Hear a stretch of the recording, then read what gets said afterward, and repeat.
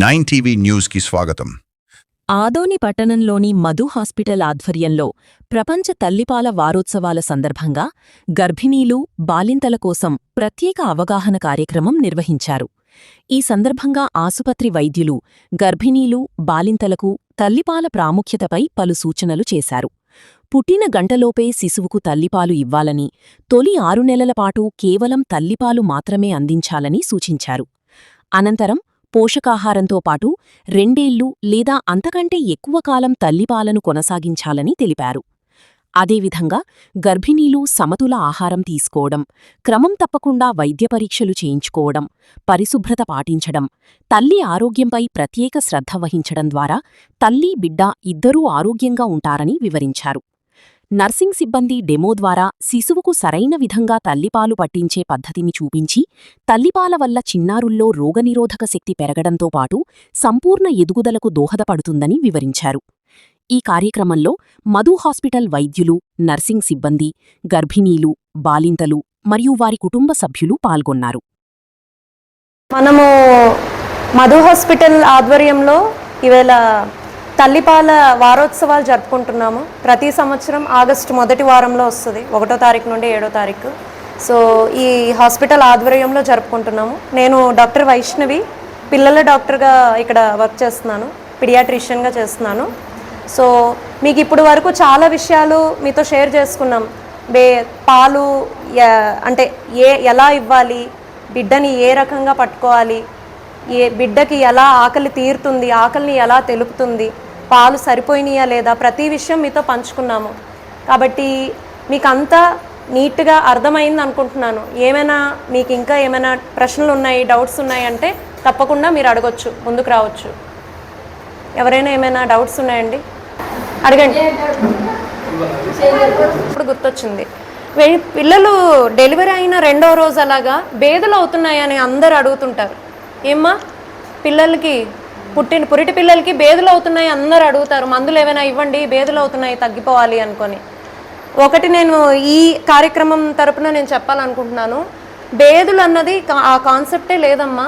తల్లి పాలు తీసుకున్న తర్వాత బేబీకి ఒకసారి పాలు కడుపులో పడినాక ఇన్ని రోజులు ఎక్కడుంది బిడ్డ? కడుపులో ఉంది.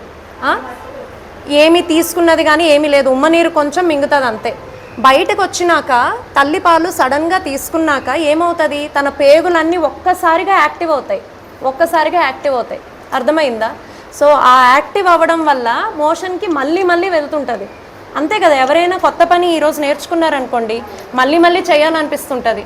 నెమ్మదిగా అలవాటు అవుతున్న కొద్దీ అది తగ్గుతుంటుంది, మళ్ళీ చెయ్యరు. సర్లే ఓకే ఇప్పుడు నాకు వచ్చేసింది అని వాళ్ళు ఊరుకుంటారు. అలానే ఒక్కసారి పాలు తాగిన వెంటనే పేగులు యాక్టివ్ అవ్వడం వల్ల మళ్ళీ వెళ్తుంటారు. రోజుకి కనీసం 15 నుండి 20 సార్లు అయ్యే పిల్లలు కూడా ఉంటారు. మోషన్కి, బాత్రూమ్కి కూర్చునేది 15 నుండి 20 సార్లు కూడా కూర్చుంటారు. కానీ మీరు చూసుకోవాల్సింది, గమనించాల్సింది ఏంటంటే బేబీ యాక్టివ్గా పాలు తాగుతుందా లేదా, చనుముక పట్టుకుంటుందా లేదా, ఇంకొకటి రోజుకి 6 నుండి 8 సార్లు ఒంటికి పోస్తుందా లేదా, చక్కగా నిద్రపోతుందా లేదా, ఈ 3 విషయాలు చూసుకోండి. ఈ 3 విషయాలు బాగానే ఉన్నాయి అంటే బేబీకి ఏం ఇబ్బంది లేనట్టే. మోషన్ ప్రాబ్లం అన్నది అస్సలే కాదు, దానికి ఎటువంటి మందులు అవసరం లేదు. తల్లి మళ్ళీ పాలు పట్టించడమే దానికి ఔషధం. ఓకేనా?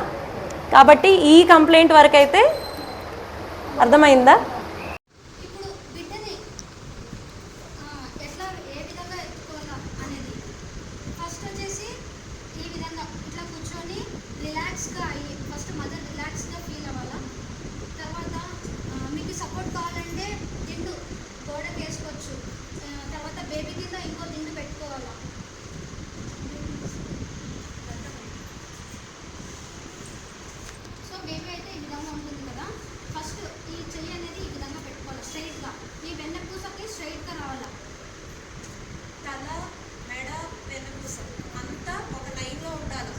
తలని మనము తల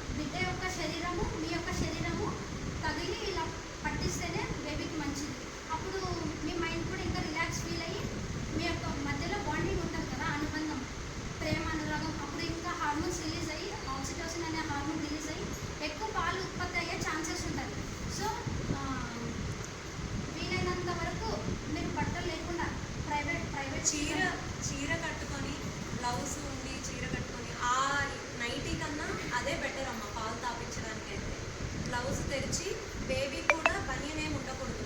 బేబీ ఛాతీ మీ యొక్క ఛాతీ రెండు ఒకదాన్ని కూడా తగలాలి, అర్థమైందా? అప్పుడు బేబీ యొక్క ఉష్ణోగ్రత మీ ఉష్ణోగ్రత రెండు బేబీది కంట్రోల్లో ఉంటుంది, బాగుంటుంది, బేబీ హెల్త్కి మంచిది. పాలు కూడా మీ నుంచి కూడా ఎక్కువ ఉత్పత్తి అవుతాయి అలా చేయడం వల్ల పాలు ఎక్కువగా వస్తాయి. ఇంకా పాలు ఎక్స్ప్రెస్ చేయాలన్నమాట. ఇప్పుడు బిడ్డ ఒక చోట తల్లి ఒక చోట ఉన్నప్పుడు మంచి ఒక స్టీల్ని తీసుకొని దాన్ని వేడి నీళ్ళతో కడిగి దాంట్లోకి మనం ఎక్స్ప్రెస్ చేయాలి, అంటే పిండి ఇవ్వాలి దాంట్లోకి. అలా ఇవ్వడం వల్ల కూడా కొత్త పాలు తయారై వస్తూ ఉంటాయి. మన గైనిక్ మేడము మన పీడియాట్రిక్స్ మేడము చెప్పినవన్నీ చూశారు కదా. బిడ్డ పుట్టేంత వరకు మేడం చూస్తారు, బిడ్డ పుట్టిన దగ్గర నుంచి మేడం చూస్తారు. సో నేనేం చేస్తానంటే బిడ్డ పుట్టే వీళ్ళకి ఇచ్చే అప్పచెప్పే మధ్యలో మీ డెలివరీ అప్పుడు నేను చూస్తానన్నమాట, సిజేరియన్ చేసేటప్పుడు కానీ ఇవన్నీ. సో మీకు మత్తు ఇచ్చే డాక్టర్ని అనుకోండి.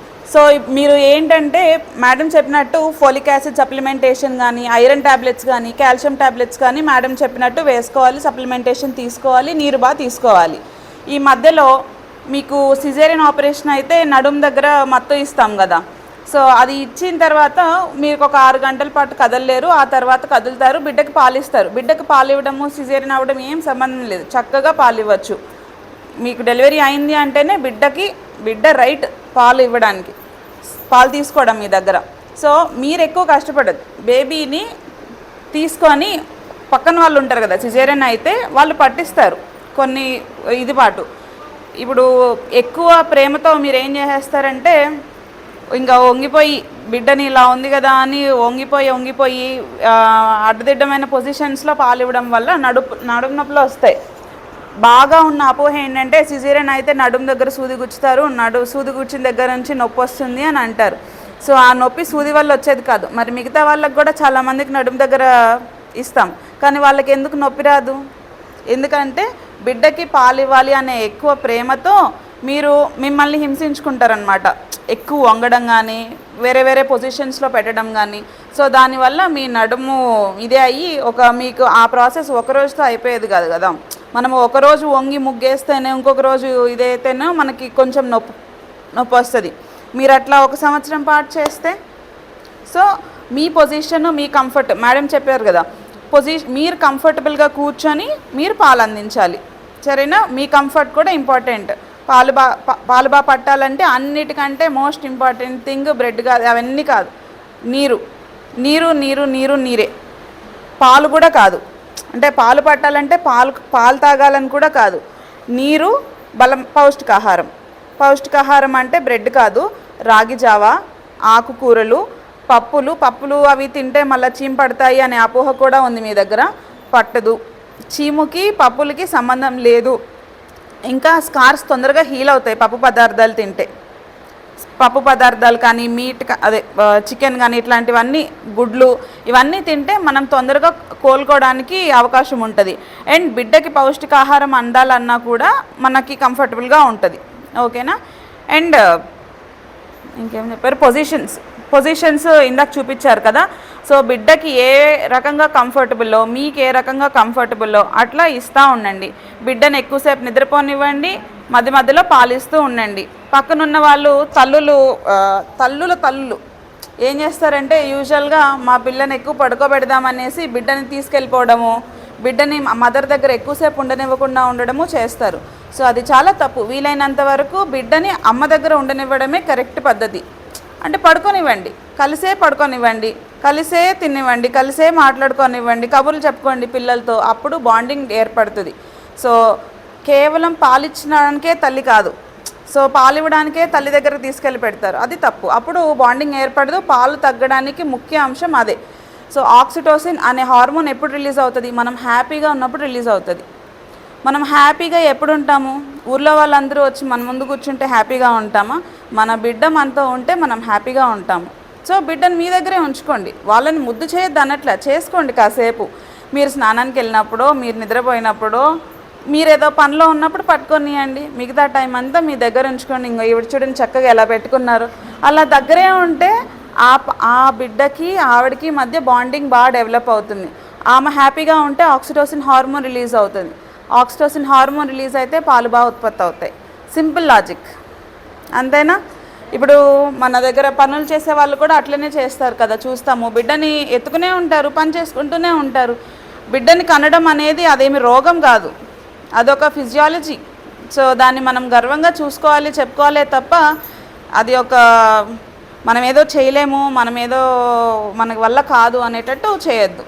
తల్లులు కొంచెం అదే తల్లితో ఉండేవాళ్ళు కొంచెం సపోర్ట్ చేస్తే కోలుకున్నాక ఇంకా బెటర్గా చేసుకోవచ్చు, సరేనా? సో మిగతావన్నీ మన మేడమ్స్ ఇద్దరు చెప్పారు కాబట్టి అందరికీ బాగా అర్థమైంది అనుకుంటున్నాను. Signing off, Madhu hospital. Madam చెప్తారు.